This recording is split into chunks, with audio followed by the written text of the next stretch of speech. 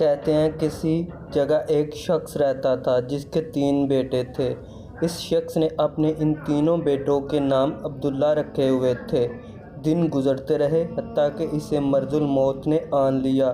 اس نے اپنے تینوں بیٹوں کو بلا کر وصیت کی، عبداللہ کو وراثت ملے گی، عبداللہ کو وراثت نہیں ملے گی اور عبداللہ کو وراثت ملے گی۔ اس کے ساتھ ہی اس کی روح قبض ہو گئی۔ یہ خود تو فوت ہو گیا مگر اپنے بیٹوں کو حیرت میں ڈال گیا کہ کیسے فیصلہ کریں کہ 2 عبداللہ کو وراثت ملے گی اور 1 عبداللہ کو وراثت نہیں ملے گی۔ تینوں نے فیصلہ کیا کہ شہر جا کر قاضی سے اپنا مسئلہ بیان کریں اور اس سے کوئی حل مانگیں۔ تینوں اپنے زاد راہ کے ساتھ شہر کے لیے عازم سفر ہوئے۔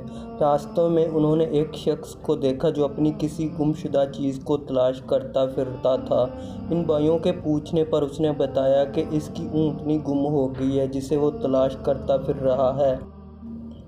ایک عبداللہ نے پوچھا، کیا تیری اونٹنی ایک آنکھ سے کانی تھی؟ اس آدمی نے کہا، ہاں ایسا ہی تھا۔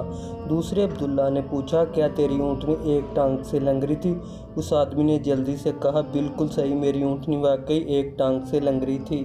تیسرے عبداللہ نے اونٹنی کے مالک سے پوچھا، کیا تیری اونٹنی کی دم کٹی ہوئی تھی؟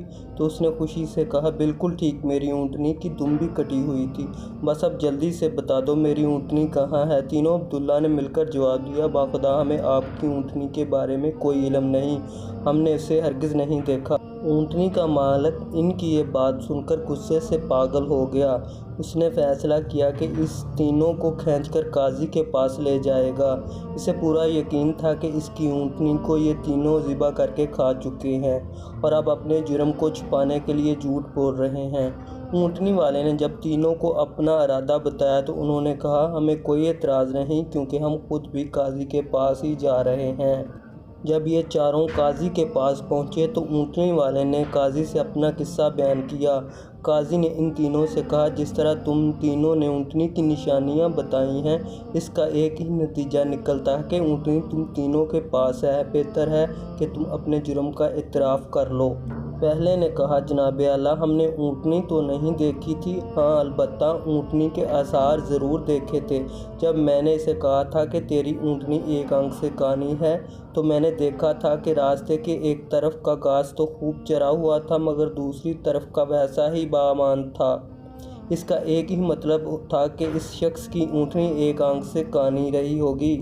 دوسرے عبداللہ نے کہا، میں نے دیکھا تھا کہ راستے میں 3 قدم تو گہرے لگے ہوئے ہیں جبکہ چوتھا قدم زمین پر معمولی پڑا ہوا تھا، جس کا مطلب بس یہ اتنا ہی بنتا تھا کہ یہ جانور لنگڑا بھی ہے۔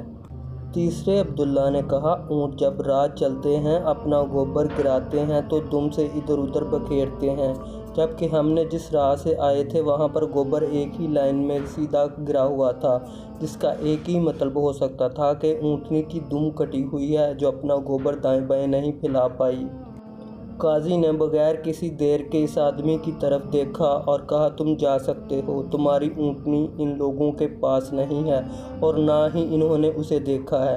اونٹنی والے شخص کے جانے کے بعد ان تینوں بھائیوں نے قاضی سے اپنا قصہ بیان کیا، جسے سن کر قاضی بہت حیران ہوا۔ ان تینوں سے کہا، تم آج کی رات مہمان خانے میں ٹھہرو، میں کل تمہیں سوچ کر کوئی حل بتاؤں گا۔ یہ تینوں مہمان خانے میں جا کر ٹھہرے تو انہوں نے محسوس کیا کہ ان کی نگرانی کی جا رہی ہے۔ کچھ دیر کے بعد ان کے لیے کھانا لایا گیا جو گوشت کے پکے ہوئے سالن اور روٹیوں پر مشتمل تھا۔ پہلے نے کھانے کو دیکھتے ہی کہا، یہ سالن کتے کے گوشت کا بنا ہوا ہے۔ دوسرے نے کہا، روٹیاں جس عورت نے پکائی ہے وہ حمل کے ساتھ اور پورے دنوں سے ہے۔ تیسرے نے کہا، یہ قاضی حرام کی اولاد ہے۔ بات قاضی تک پہنچ گئی۔ اس نے تینوں کو دوسرے دن اپنی عدالت میں طلب کر لیا اور تینوں سے مخاطب ہو کر کہا، تم میں سے کس نے کہا تھا یہ کتے کا گوشت پکا ہوا ہے؟ پہلا بولا، میں نے کہا تھا۔ قاضی نے باورچی کو بلوا کر پوچھا تو اس نے اعتراف کیا کہ پکانے کے لیے کچھ نہیں تھا، اس کو شرارت سوجی اور اس نے کتا مار کر اس کا گوشت پکایا اور ان کو کھانے کے لیے بھجوا دیا۔ قاضی نے پہلے سے پوچھا، تمہیں کیسے پتہ چلا یہ گوشت کتے کا ہے؟ تو اس نے بتایا، گائے، بکری یا اونٹ کے گوشت کے نیچے چربی لگی ہوتی ہے، جبکہ یہ سارا چربی نما تھا جس کے نیچے کہیں کہیں گوشت لگا ہوا تھا۔ قاضی نے کہا تم وہ عبداللہ ہو جس کو اپنے باپ کے مال سے وراثت ملے گی۔ قاضی نے دوبارہ ان سے مخاطب ہو کر پوچھا کس نے کہا یہ روٹیاں ایسی عورت نے بنائی ہیں جو 9 ماہ کے حمل کے ساتھ اور اپنے پورے دنوں سے ہے؟ جواب میں دوسرے نے کہا میں ہوں جس نے یہ کہا تھا۔ قاضی نے پوچھا تمہیں کیوں کر یہ لگا؟ تو اس نے کہا کہ میں نے دیکھا روٹیاں ایک طرف سے پھولی ہوئی اور خوب پکی ہوئی ہیں تو دوسری طرف سے کچی اور موٹی رہ گئی ہیں۔ میں نے اس سے یہی اخذ کیا روٹیاں بنانے والی ایسی خاتون ہے جس سے تکلیف کے مارے زیادہ جھکا نہیں جا رہا اور وہ سامنے کی چیز بھی نہیں دیکھ پا رہی، جس کا مطلب یہی بنتا تھا کہ عورت حاملہ ہے اور روٹیاں بنانے میں تکلیف محسوس کرتی رہی۔ قاضی نے اس سے دوسرے سے بھی کہا کہ تم وہ عبداللہ ہو جسے اس کے باپ کے ترکہ سے وراثت میں حصہ ملے گا۔ پھر قاضی نے تینوں سے مخاطب ہو کر پوچھا یہ کس نے کہا تھا میں والد الحرام ہوں؟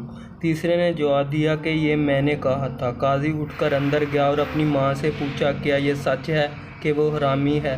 تو اس کی ماں نے کہا یہ سچ ہے کہ تم حرام کے ہو۔ قاضی نے واپس آ کر اس تیسرے عبداللہ سے پوچھا تمہیں کیوں کر معلوم ہوا میں حرامی ہوں؟ تو اس نے جواب دیا اگر تم حلالی ہوتے تو مہمان خانے میں ہم پر نگران نہ مقرر کرتے، نہ ہی کتے کا گوشت پکوا کر ہمیں کھانے کے لیے بھجواتے اور نہ ہی کچی روٹیاں کسی مظلوم عورت سے بنوا کر ہمیں کھلواتے۔ قاضی نے اسے مخاطب کرتے ہوا کہا کہ تم وہ عبداللہ ہو جسے اس کے باپ کے مال سے وراثت نہیں ملے گا۔ تیسرے نے حیرت کے ساتھ قاضی کو دیکھا اور پوچھا مگر ایسا کیوں ہے؟ قاضی نے کہا کیونکہ ایک حرامی ہی دوسرے والد الحرام کو ٹھیک ٹھیک پہچان سکتا ہے اور تم بھی میری طرح حرام کی اولاد ہو۔ وراثت پانے والے دونوں عبداللہ اپنی ماں کی طرف لوٹے اور دریافت کیا کہ ہمارے تیسرے بھائی کا کیا ماجرا ہے؟ تو ان کی ماں نے کہا تمہارا باپ ایک بار صبح کی نماز پڑھنے مسجد گیا تو اسے دروازے پر رکھا ہوا پایا تھا، اسے گھر لایا، اس کا نام بھی تم دونوں جیسا عبداللہ رکھا اور اس کی پرورش کی۔ جی ایسی ہوتی ہیں عربوں کی حکایتیں جن میں حکمت کے درس ہوتے ہیں۔ مضمون عربی سے لے کر آپ کے لیے ترجمہ کیا گیا ہے۔ Thank you for watching this video. اللہ حافظ۔